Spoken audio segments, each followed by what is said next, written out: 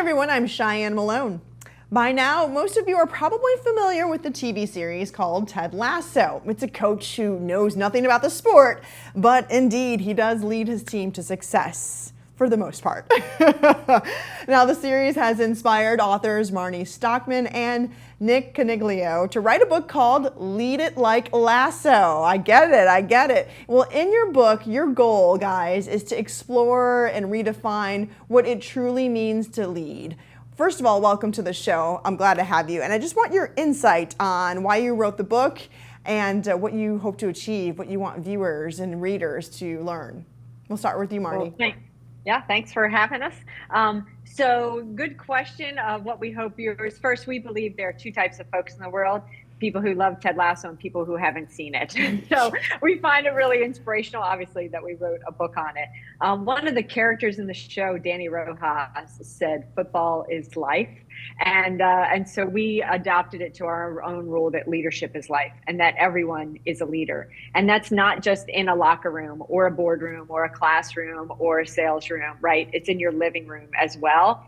And so we really wanted to draw out our own leadership lessons from our background. I'll let Nick give a little bit of that, as well as the lessons that we learned from Ted Lasso into a really relatable book to help folks, learn personal leadership for themselves and kind of level up. So Nick, you can tell me what I got wrong in that. Yeah, and I just think that it's important to point out, it's kind of based on our experience. Marnie and I have been working together for over a decade now, and over that time, we kind of developed and fine-tuned a leadership framework and a business operating framework that really enables us to be successful.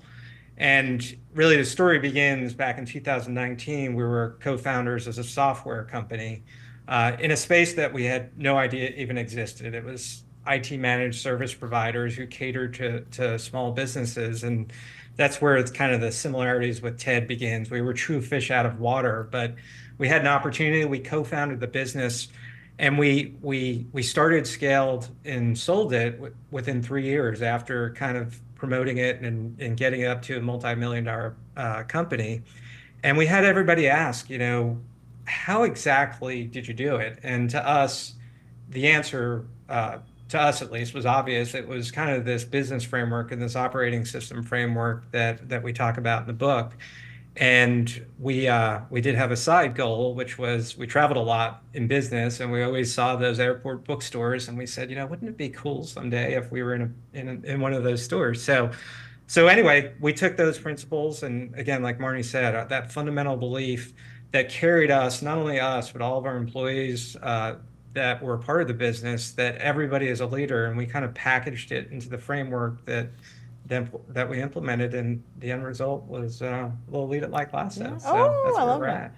at. Yeah. So why Ted Lasso? Oh, well, I think some of it is, first, we saw the parallels, like Nick said, between, he was a fish out of water going to England to coach soccer, which he knew, there were two nets of things he didn't know about soccer. And our experience was in a very different space.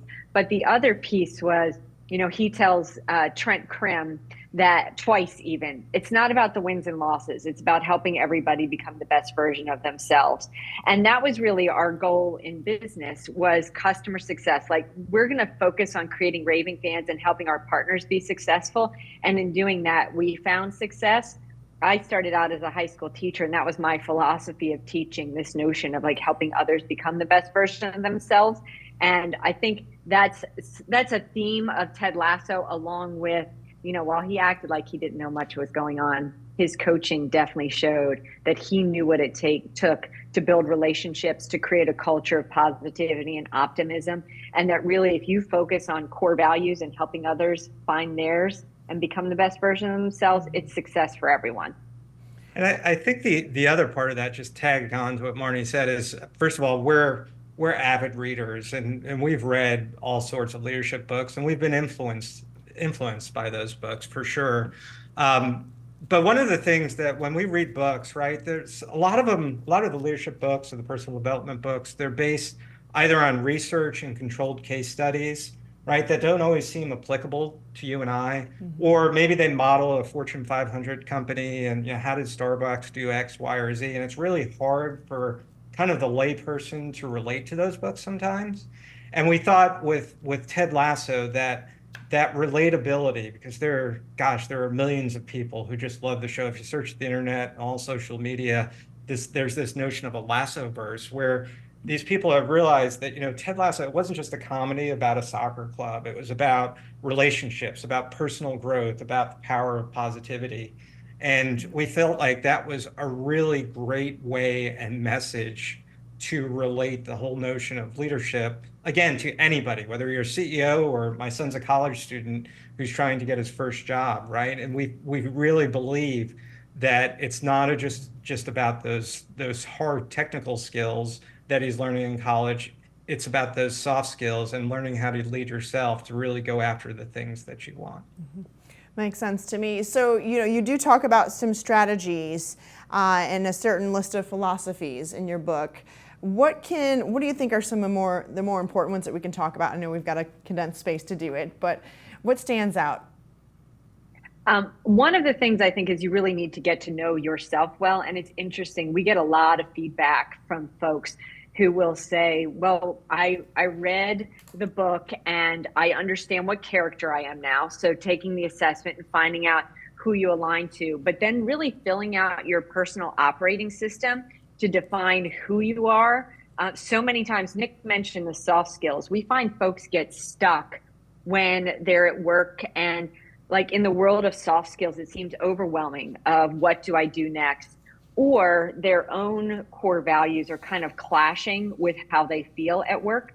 But if they can align really what is it that I'm trying to accomplish, and how do I best work, and how do I fit in with the bigger goal of work or family or team, that would be my first thought. Nick, what do you say on that one? I'm gonna throw in two really quick ones. I think the first is, when you start talking about, how to become a better version of yourself and leading yourself, in our mind, it needs to be fun. So we have activities in the book. We have Mad Libs. We have imagining your retirement letter. Things. That's how people learn. That's how Marnie and I learn, at least, is learning in a fun way. But I think the other point is that, first of all, people aren't born leaders, right? It's a learned skill. And even more importantly, there's more than one way. There's more than one way to lead. And we actually outline that.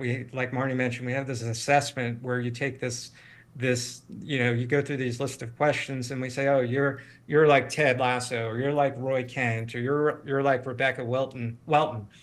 And then we go on from there to say, okay, if you're like this specific leadership type, here are really where your strengths are. But even more importantly, these are the typical areas of improvement that you might need to look at based on your leadership style, and really trying to understand where those areas of improvement are.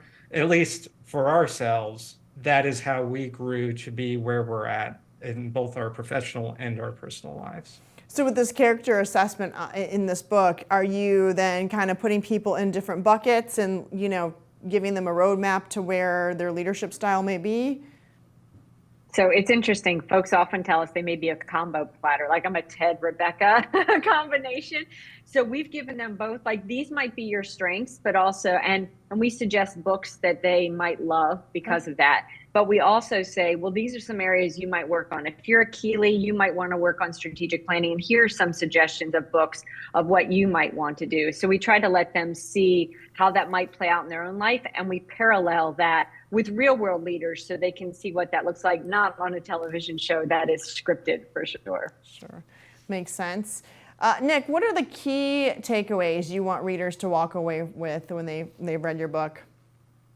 I think, we talked about everybody's a leader, but, I think the most important thing to think about when you pick up our book is, and it's going to sound funny, but we are in the midst of a character revolution. That sounds funny because we're at the height of this whole digital transformation. Mm-hmm. You see artificial intelligence everywhere. It's helping anybody do their job. It's actually replacing jobs. But from our standpoint, that is exactly why we're in the character revolution, because it's your soft skills, your character skills that's going to allow you to stand out and differentiate yourself. Because the technical skills, the building a box or writing a computer program, they're all becoming commoditized. So our takeaway is understand how to lead yourself. We provide you with this leadership framework because at the end of the day, it's those softer type skills that are going to allow you to become the best version of yourself, differentiate yourself, and stand out. That's really what we preach. Well said, well said. Marnie, any final thoughts from you? My other thought is sort of manifest it. If you can see it and imagine it, you can get there. And I think Ted did a good job of helping folks see what they could be and putting steps along the way. So that'd be my other takeaway. Awesome. You have the book with you, I saw. You gave us a little bit of a glimpse, Nick. Absolutely. Oh, both of you, yes. Got it right there. Yeah. Awesome, awesome. Well, thanks to you both for your time today. I look forward to getting the book and reading it myself. I think lots of good points. And it is, if you're familiar with the show, like you said, he was set up to fail, right? And then came in, and it may not be all the W's all the time, but just winning at life, I think, alone. Thanks for your insight, both of you. Thank you. Thank you. We appreciate you.